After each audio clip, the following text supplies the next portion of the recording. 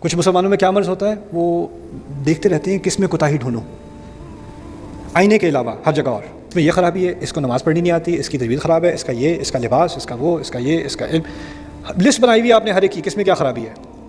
بس ایک ہی بچے ہوئے ہیں آپ ماشاءاللہ سے. اگر کاش کے سارے لوگ آپ کی طرح ہو جاتے تو سارے جنتی ہوتے. کیونکہ اگر ہم نے کچھ کیا بھی ہوگا تو باقی طرح تو نہیں. لن تمسنا النار الا ایاما معدودہ، وہی تو ان کا مرض تھا. آگ تو ہمیں تو تھوڑی چھوئے گی، آگ تو بنائی باقی لوگوں کے لیے گئی ہے.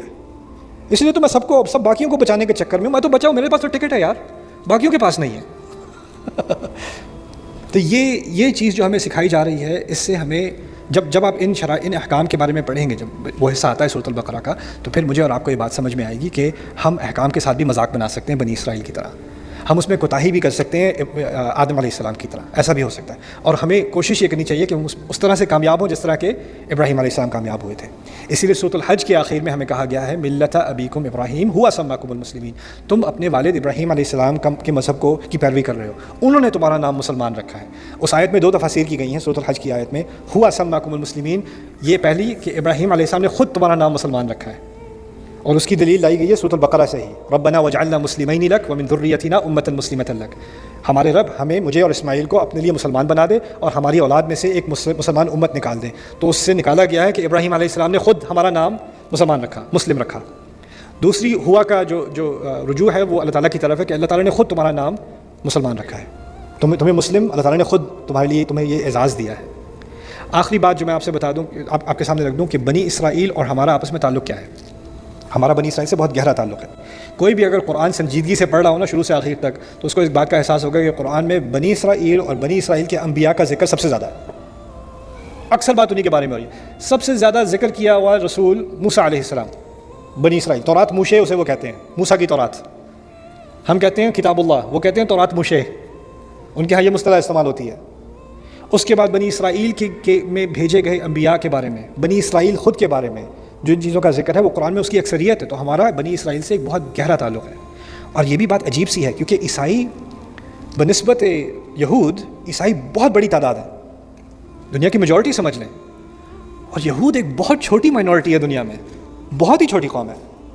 تو اگر پاپولیشن کے حساب سے دیکھا جائے تو زیادہ بات کس کے بارے میں ہونی چاہیے تھی؟ عیسائیوں کے بارے میں. اتنی سی قوم کے اوپر اتنا فوکس. اس سے ہمیں بات کیا پتہ چل رہی ہے کہ سائز سے کچھ نہیں ہوتا، کو قوم بڑی ہو یا چھوٹی ہے اس سے کچھ نہیں ہوتا.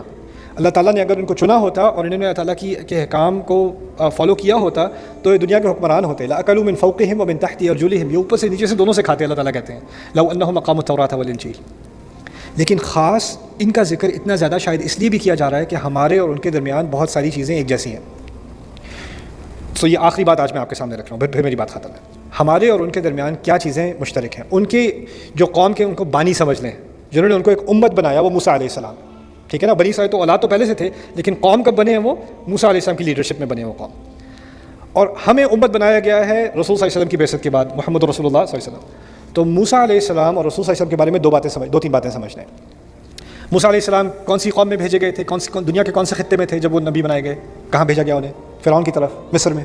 ٹھیک ہے نا، مصر میں ان کا سامنا ہوا ایک بڑے گھمنڈ کرنے والے، تکبر کرنے والے کافر سے، جس نے تمام آیات کا انکار کیا. یہی بات تھی نا. رسول صلی اللہ علیہ وسلم کہاں بھیجے گئے؟ مکے میں بھیجے گئے، قریش. وہاں بھی ان کو بڑے تکبر کرنے والے قریش ملے جنہوں نے تمام آیات کا انکار کیا. اسی لیے مکی قرآن میں جب رسول صلی اللہ علیہ وسلم مکے میں تھے، موسیٰ علیہ السلام کی مثال اور موسیٰ علیہ السلام کا جو مکالمہ ہوا ہے فرعون سے، جو سامنا کرنا پڑا انہیں فرعون کا، اس کا بار بار ذکر ہے مکے کے اندر. کیوں؟ کیونکہ جو چیز موسیٰ علیہ السلام کو کرنی تھی فرعون کے ساتھ، وہی مشن ہے رسول صلی اللہ علیہ وسلم کا قریش کے ساتھ. اور قریش کو بھی دھمکی دی جا رہی ہے کہ تم اگر جس طرح کی حرکتیں کر رہے ہو، تم سے کوئی کہیں بڑا تھا وہ جو یہ حرکتیں پہلے کر چکا ہے، یہ دیکھ لو میں نے اس کے ساتھ کیا کیا تھا، اپنی اوقات جان لو. تو ان کو فرعون کی مثال دی جاتی ہے اور رسول صلی اللہ علیہ وسلم کو موسیٰ کی مثال دی جاتی ہے. جب رسول صلی اللہ علیہ وسلم تھک جاتے ہیں، جب وہ پریشان ہو جاتے ہیں کہ یہ بات سن ہی نہیں رہے میری، تو اللہ تعالیٰ ان سے کہتے ہیں ما انزلنا علیک القرآن لتشقی، ہم نے تو آپ پر قرآن اس لیے نازل ہی نہیں کیا کہ آپ پریشان ہو جائیں. اور پھر انہی آیات میں آگے کہا هل اتاک حدیث موسیٰ، آپ کو موسیٰ کی بات نہیں آئی کیا؟ انہی آیات میں. یعنی رسول صلی اللہ علیہ وسلم کو مثال دی جاتی ہے موسیٰ کی، اور قریش کو مثال دی جاتی ہے کس کی؟ فرعون کی. یہ بات سمجھ میں آ گئی؟ یعنی رسول موسیٰ علیہ السلام کا فرعون سے جو آمنا سامنا تھا، جو اس کی کانفرنٹیشن تھی، اس کا اور مکی دور کا ایک ہی سسٹم ہے، ایک ہی بات ہو رہی ہے دو طرف. یعنی تاریخ کے ایک ہی ایپیسوڈ کو دوبارہ لایا جا رہا ہے. اچھا موسیٰ علیہ السلام پھر فرعون سے بچ کر بنی اسرائیل کو اللہ تعالیٰ کی مدد سے نکال کر وہ پانی سے گزر کر ہجرت کر گئے. رسول صلی اللہ علیہ وسلم کے خلاف سازش کی گئی کہ ان مسلمانوں کو ختم کرو اب, اور اللہ تعالیٰ کی مدد سے وہ صحرا گزر کر کہاں پہنچ گئے؟ مدینے پہنچ گئے. وہاں بھی ہجرت ہے, یہاں بھی ہجرت ہے. اب جب ہجرت کر کے رسول صلی اللہ علیہ وسلم مدینے پہنچے ہیں تو وہاں انہیں دشمن کا سامنا کم کرنا پڑا ہے, منافقت کا سامنا زیادہ کرنا پڑا ہے. یعنی ان کے ماننے والے آگے سے ان کی باتوں کا انکار کرتے ہیں, پیچھے سے ان کی باتوں کو انڈرمائن کرتے ہیں, مسئلے کھڑے کرتے ہیں. اگر آپ مدنی قرآن پڑھیں, مدنی قرآن میں یا تو جنگوں کا ذکر ہے, جنگوں سے کہیں زیادہ منافقت کا ذکر ہے. منافقت کی بات ہوئی, وہ اصل مسئلہ ہے. اب موسیٰ علیہ السلام دوسری طرف پانی سے گزر کر, چلو فرعون تو پیچھے رہ گیا, اب وہ صحرا میں سینا میں ہے. وہاں انہیں کس کا سامنا کرنا پڑا ہے؟ نفاق کا سامنا کرنا پڑا ہے. یعنی آپ موسیٰ علیہ السلام کے کریئر میں دو حصے ہیں, ایک تو فرعون کا سامنا کرنا ہے, فرعون کی مصیبت, دوسری منافقت کی مصیبت. رسول صلی اللہ علیہ وسلم کے مشن میں ایک تو قریش کی مصیبت اور دوسری منافقت کی مصیبت. یعنی جو سیکوینس ہے, جو سیرت بھی ہے, اس میں بھی ایک طرح سے ایک پیرلل ہے. باقی انبیاء کے آپ قصے پڑھیں تو اس میں ایک حصہ ہوتا ہے یا دوسرا ہوتا ہے. یا تو نوح علیہ السلام کے قصے میں جیسے مکے والا دور ہے, نوح علیہ السلام کے قصے میں, صالح علیہ السلام کے قصے میں مکے والا دور ہے, ٹھیک ہے نا. لیکن دونوں پہلو, مکی پہلو اور مدنی پہلو, دونوں ایک ہی سیرت میں وہ کس کے ہیں؟ موسیٰ علیہ السلام کے. پھر موسیٰ علیہ السلام کو شریعت دی گئی اور پھر ان کو قتال کرنے کا حکم دیا گیا. رسول صلی اللہ علیہ وسلم کو شریعت دی گئی, پھر ان کو لڑنے کا حکم دیا گیا. ان کے ہاں کچھ منافقون تھے, انہوں نے کہا ان سے تو ہم نہیں لڑ سکتے, آپ جاؤ, آپ اور آپ کا بھائی جاؤ. مدینے والے جو منافق تھے انہوں نے کہا آپ جاؤ, اور آپ کے جو مکے والے بھائی ہیں یہ جاؤ, یہ ہمارا مسئلہ تھوڑی ہے. آپ پہلے تو مدینے میں آئے, پھر یہ سارا مسئلہ ہمارا مسئلہ بنا دیا. یہ تو ڈومیسٹک ایشو ہے ہی نہیں, یہ آپ کا امیگریشن ایشو ہے, آپ جاؤ, آپ حل کرو خود ہی, یہ ہمارا مسئلہ تھوڑی ہے. وہی بات جو بنی اسرائیل کے بارے میں ہو رہی تھی وہی یہاں رسول صلی اللہ علیہ وسلم کے بارے میں ہو رہی ہے. تو یہ ان دونوں کی آپس میں ایک بہت گہرا تعلق ہے.